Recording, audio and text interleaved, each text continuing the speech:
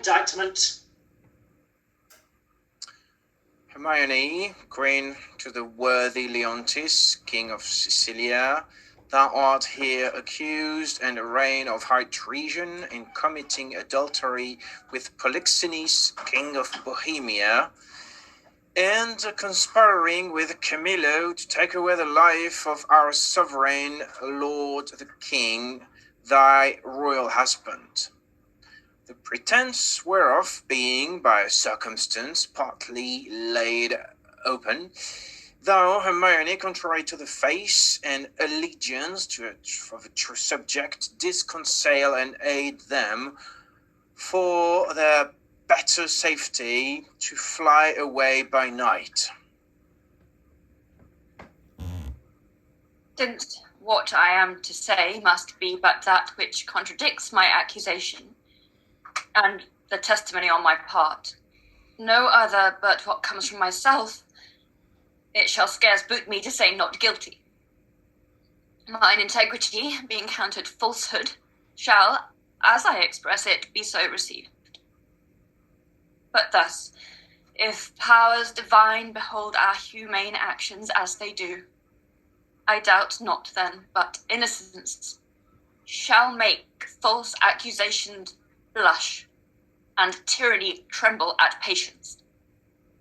You, my lord, best know, whom least will seem to do so, my past life hath been as content, chaste, as true as I am now unhappy, which is more than history can pattern, though devised and played to take spectators.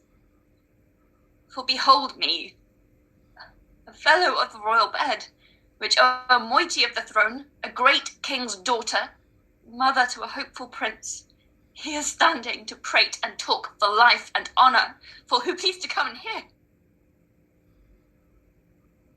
For life, I prize it as I weigh grief, which I would spare. For honour, 'tis a derivative from me to mine, and only that I stand for. I appeal to your own conscience, sir. Before Polixenes came to your court, how I was in your grace, how merited to be so. Since he came, with what encounter so uncurrent I have strained to appear thus. If one jot beyond the bound of honour, or in act or will that way inclining, hardened be the hearts of all that hear me, and my nearest of kin cry, fie upon my grave. I ne'er heard yet that any of those bolder vices wanted less impudence to gainsay what they did than to perform it first. That's true enough, though 'tis a saying, sir, not due to me.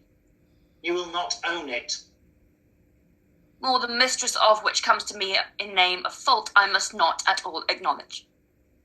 For Polixenes, with whom I am accused, I do confess, I loved him as in honour he required, with such a kind of love as might become a lady like me, with a love even such, so and no other as yourself commanded, which not to have done, I think, had been in me both disobedience and ingratitude to you, and towards your friend, whose love had spoke, even since it could speak, from an infant, freely that it was yours. Now for conspiracy, I know not how it tastes, though it be dished for me to try how. All I know of it is that Camillo was an honest man, and why he left your court the gods themselves, wotting no more than I, are ignorant. You knew of his departure, as you know what you have undertaken to do in his absence. Sir, you speak a language that I understand not. My life stands in the level of your dreams, which I'll lay down. Your actions are my dreams. You were a bastard by Polixenes, and I but dreamed it. As you were past all shame, those of your fact are so past all truth, which to deny concerns more than avails, For as thy brat hath been cast out, like to itself, no farther owning it, which is indeed more criminal in thee than it, so thou shalt feel our justice, in whose easiest passage look for no less than death. Sir, spare your threats! The bug with which you would frighten me with, I seek. To me can life be no commodity. The crown and comfort of my life, your favour, I do give lost. For I do feel it gone, but know not how it went. My second joy and first fruits of my body, from his presence I am barred like one infectious.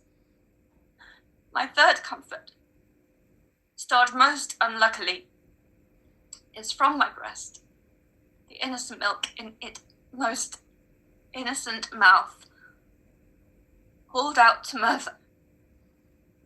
Myself on every post proclaimed a strumpet, with a modest hatred the child-bed privilege denied which longs to women of all fashion. And lastly, hurried here to this place, in the open air, before I have got strength of limit. Now, my liege, tell me what blessing I have here alive, that I should fear to die. Therefore proceed. But yet, hear this. Mistake me not, no life. I prize it not a straw, but for mine honour, which I would free. If I shall be condemned upon surmises, all proofs, sleeping elf, but what your jealousies awake, I tell you, 'tis rigour and not law. Your honours all, I do refer me to the oracle. Apollo be my judge.